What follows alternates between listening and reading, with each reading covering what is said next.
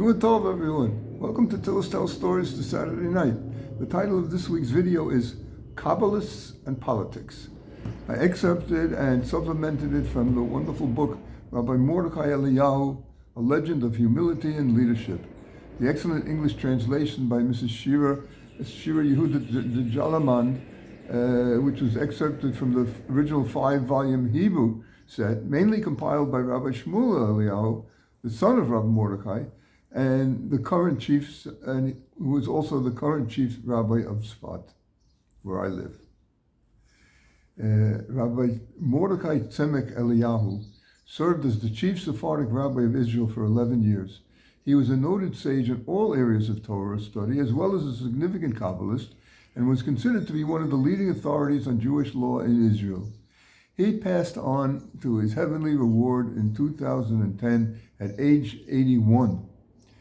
His yortzeit was yesterday, on Erev Shabbat, the 25th of Sivan. When the suggestion was first made in 1982 that Rabbi Eliyahu should run for the position, register as a candidate for the position of the chief rabbi of Israel, his wife objected. Rabbanit Eliyahu felt it was difficult enough as it was for him to cope with the crowds who gathered on their doorstep each morning with questions, let alone the unceasing telephone calls at all hours of the day and night. And making matters more complicated, she knew that Rabbi Eliyahu would never turn anyone away, no matter what he was in the middle of doing. And no matter how simple, small, or trivial a question was, Rabbi Eliyahu would drop whatever he was involved in and try to answer it. Rabbanit Eliyahu just didn't know how her husband would manage to keep up with the even greater demands of the position of chief rabbi, and she felt he would never have a free moment again. When Rabbi Eliyahu heard that his wife was opposed to the appointment, he immediately rejected the idea to those who were suggesting it. But then Rabbanit Eliyahu again contemplated the proposal, eventually concluding that helping the Jewish people was an essential role of theirs, and she felt that if the people were advocating her cousin's candidacy so strongly, she shouldn't and wouldn't stand in their way. So Rabbi Eliyahu finally agreed, and then nearly backed again shortly thereafter on the advice of his wife, who had once more fallen to doubt, beset by reservations and uncertainty. The situation was especially complicated, as right after his candidacy was announced, all kinds of people began coming out of the woodwork with memories of the rabbi's time in prison and so on. The rabbinate worried about him being in a position that would put him under so much public scrutiny, in addition to the huge toll it would take on his time and energy. On Erev Shabbat, Rebbetzin Sevilla poured out her heart to her husband, sharing all her hesitations. On Motzi Shabbat, she started receiving phone calls. The first was from the Baba Sali, who told her that Rabbi Eliyahu's candidacy was from heaven and she shouldn't fight it. She was quite amazed. Baba Sali himself was calling her. And then, shortly thereafter, she received another phone call from the Gerrer Rebbe of that time. He called next saying the same thing. And a short time later, an emissary of the Lubavitcher Rebbe arrived with the same message. In heaven, they chose you. The Gerrer Rebbe was Rabbi Simcha Bunim, Alter. Alter is the family name. He became the 5th Gerrer Rebbe in 1977 at age 79, which the Gerrer Hasidim thought in itself is a miracle, succeeding his brother, known as the Beit Israel. During the 15 years of his leadership, the number of Gerrer Hasidim in the state of Israel increased greatly, becoming the largest Hasidic group in Israel.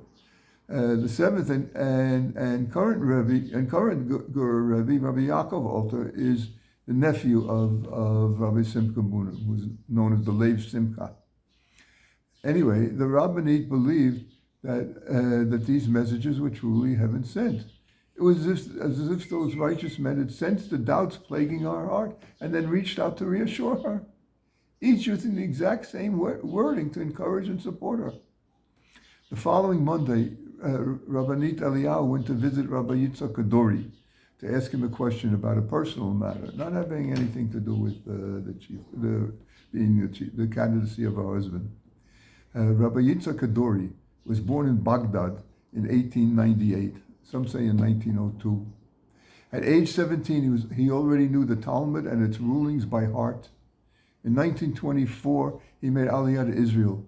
He resided in the Bukharam neighborhood of Jerusalem and earned his living as a bookbinder, even though he was one of the most important scholars and Kabbalists in Israel. After 1948, he was already established as a renowned and wide sought-after Kabbalist. He also excelled in his modesty and love for his people, and in his readiness to reach out and bless any person, whether secular or religious, whether elderly or child. He passed away in 2006 at age 108, although some say only 104. Hundreds of thousands attended his funeral, and many thousands continue to pray at his gravesite in the Har HaMenukot cemetery in Jerusalem. In response to the rabbinite's question, Rabbi Kaduri asked her why was she asking him? She can ask her own husband. She answered that while her husband was a rabbi who gave halakha rulings, decisions in Jewish law, she was seeking a Kabbalist to give her a blessing.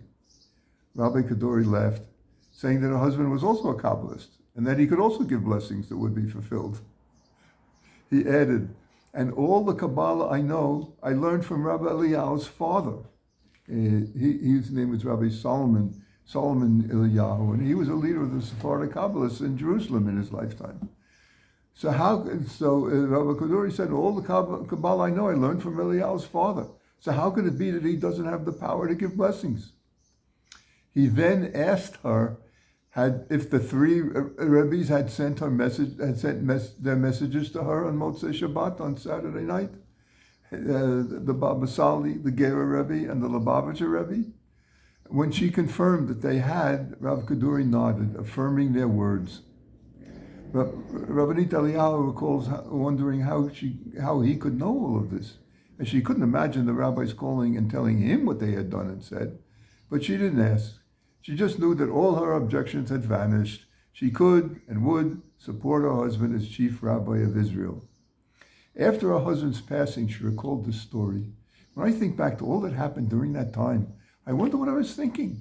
How could I not have seen the greatness of my husband in those days? He managed to conceal his greatness even from me. And perhaps even today, after so many stories have been shared about the wonderful things he did and the miraculous things he did, he's still concealing himself.